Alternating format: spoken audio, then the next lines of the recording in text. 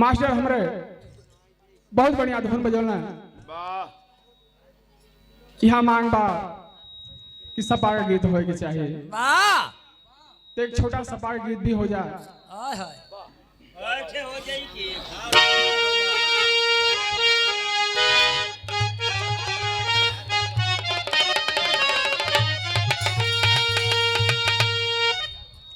अरे झूलनिया का गुजवा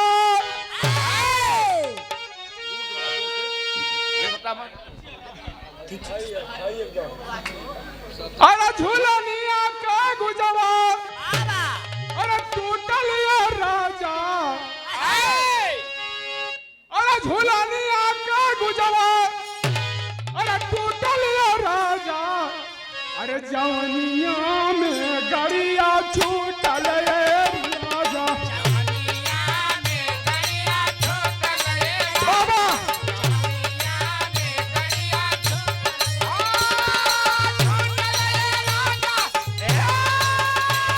क्या बात है।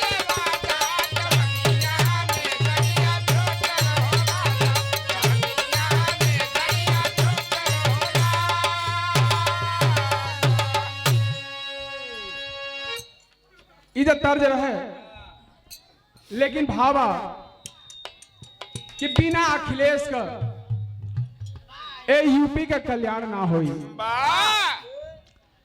ए यूपी का बैकवर्ड दलित शोषित समाज का रक्षा करे वाला वो है अखिलेश और अन्यथा दूसरी पार्टी ना लेकिन अथक प्रयास करते हुए भी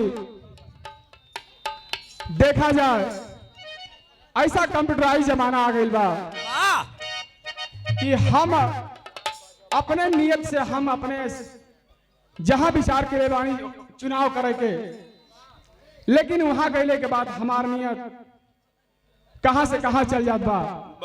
हम मारते साइकिल पर चुनाव चल जात बा कमल पर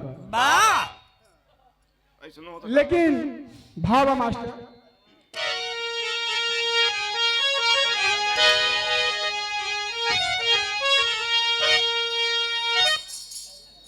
अरे साइकिल का ऐसन अरे साइकिल का ऐसन अरे चलल बाट हवा अरे साइकिल का ऐसन चलल बाट हवा और सन 27 में भैया अखिलेश के लावा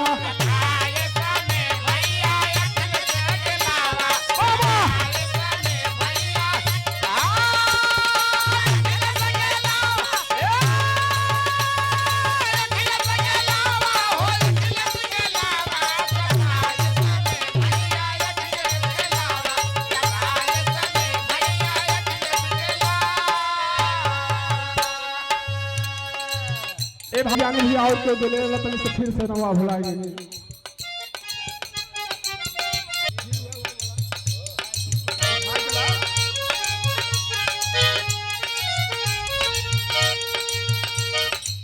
अरे साइकिल का ऐसन अरे साइकिल का ऐसन अरे चलन बाट हवा अरे सन 27 में भैया अखिलेश के लावा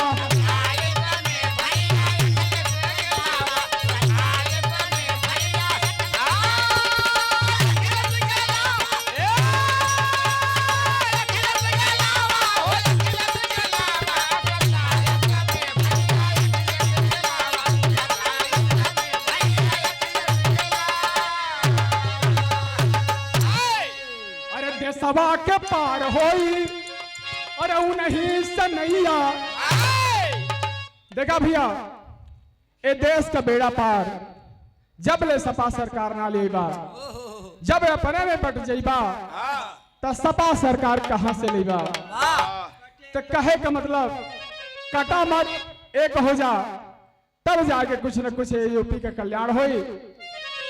अरे देश सभा के पार होई अरे उन्हीं से नैया अरे देश का कर्णधार हूँ अखिलेश भैया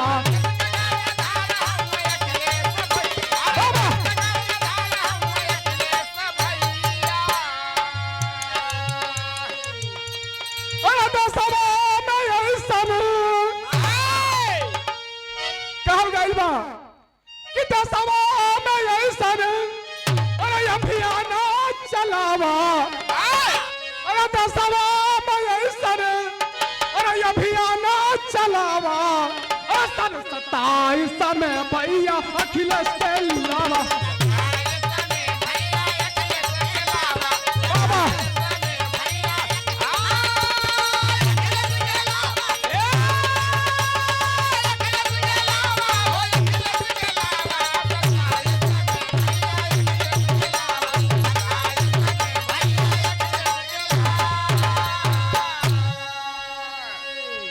देखा भैया एक भाई साहब हमें पुरस्कार देना लेकिन लाभ भूल गए हैं के प्रजापति रहल भैया तैसे फिर से आके नमवा बता देंगे।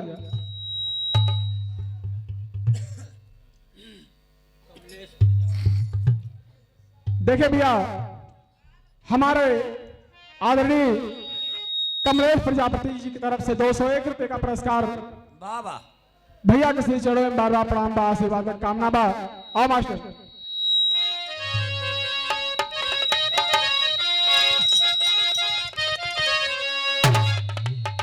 सपा सरकार में अनेकों प्रकार का सुविधा लागू रहे। बाबा तैयारी रखा लड़किन के साइकिल मिलल, कन्या विद्याधन मिलल, गांव समाज में 100 नंबर मिलल। नहीं तो जहाँ जहाँ देखा तहाँ तहाँ मार हो जाए, थाने पहुंचत पहुंचत मामला घर सलट जाए, लेकिन कोनो सुनवाई ना। लेकिन काका मिलल रहा देखा भैया। आओ मास्टर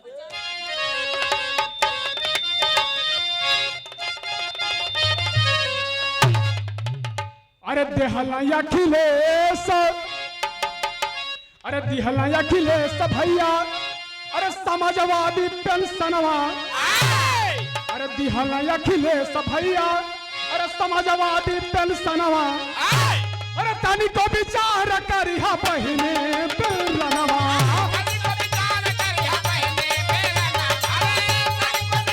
बाबा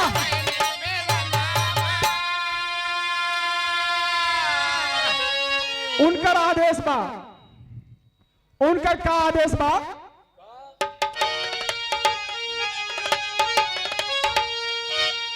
अरे घर घर में जाके, अरे घर घर में जाके, अरे सबके समझावा, अरे घर घर में जाके, अरे भैया सबके समझावा, अरे सन 27 में भैया अखिलेश के लावा।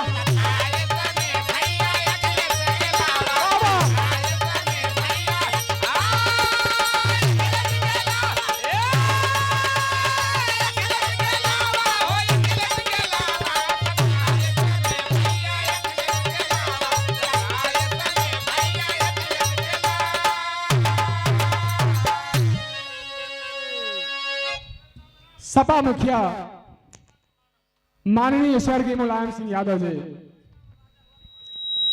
एक ऐसा नेता रहा भारत का जो हर गरीबों के विषय में सोचता था, सबके सम्मान की बातें करता था।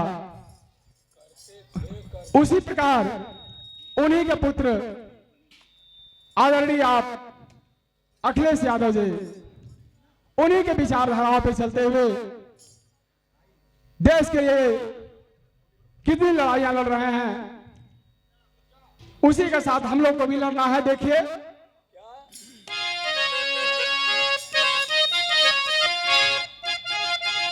क्या बात है। अरे रहल मुलायम तो अरे देश बदे सोचल, अरे रहल मुलायम तो अरे देश बदे सोचल, अरे उन्हीं के रहिया अखिलेश जी सजावल।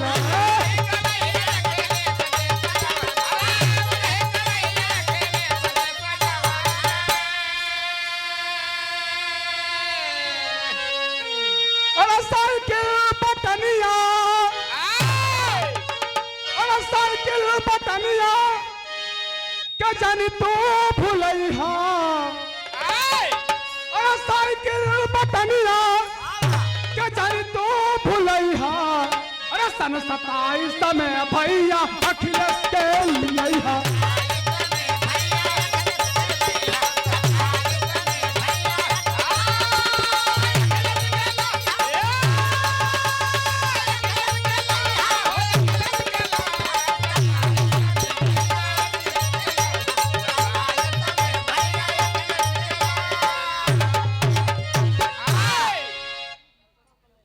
अभी तो हो गई घर का फरमाइश बा कि एक श्रद्धांजलि गीत हो जाए। वाह वाह वाह